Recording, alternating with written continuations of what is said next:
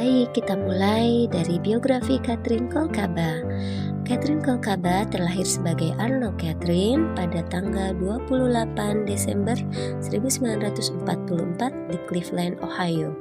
Riwayat pendidikan dan pekerjaan beliau bersekolah di keperawatan dari St. Luke Hospital School of Nursing tahun 1965.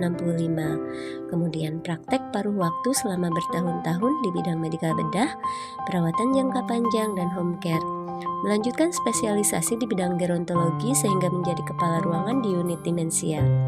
Berdasarkan pengalaman beliau, akhirnya beliau mengembangkan teori keperawatan yang terkenal dengan teori kenyamanan.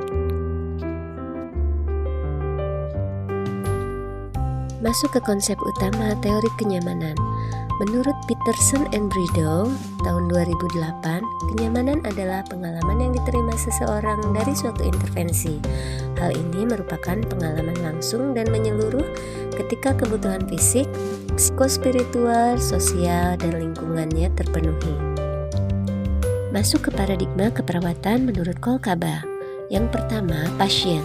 Pasien dianggap sebagai individu dalam perawatan yang membutuhkan kenyamanan. Yang kedua, lingkungan. Lingkungan adalah segala aspek pasien, keluarga, dan komunitas yang memberikan dukungan emosional dan mempengaruhi tingkat kenyamanan pasien. Kemudian yang ketiga, kesehatan. Kesehatan adalah status fungsi optimal seorang pasien, keluarga, komunitas, maupun pemberi asuhan keperawatan dalam konteks individu ataupun kelompok untuk mencapai kenyamanan yang diinginkan. Dan yang terakhir, keperawatan. Keperawatan adalah salah satu pengkajian kebutuhan kenyamanan yang intensif, intervensi yang diberikan untuk memenuhi kenyamanan, dan evaluasi tingkat kenyamanan setelah dilakukan implementasi kepada pasien. Kolkaba mendefinisikan tipe kenyamanan dalam suatu konsep analisis. Yang pertama, relief, yaitu bantuan atau dorongan. Yang kedua, easy, ketentraman atau kemudahan. Dan yang terakhir, transcendence atau kelebihan. Next, asumsi teori kenyamanan Kolkaba.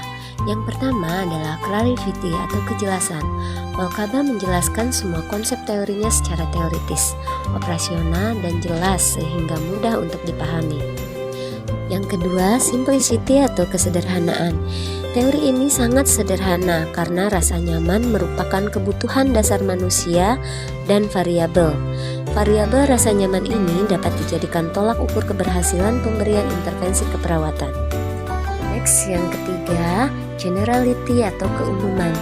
Teori ini mempunyai tujuan untuk memenuhi kebutuhan rasa nyaman pasien yang terintegrasi dalam pengalaman holistik yang terdiri dari fisik, psikospiritual, sosiokultural, dan lingkungan.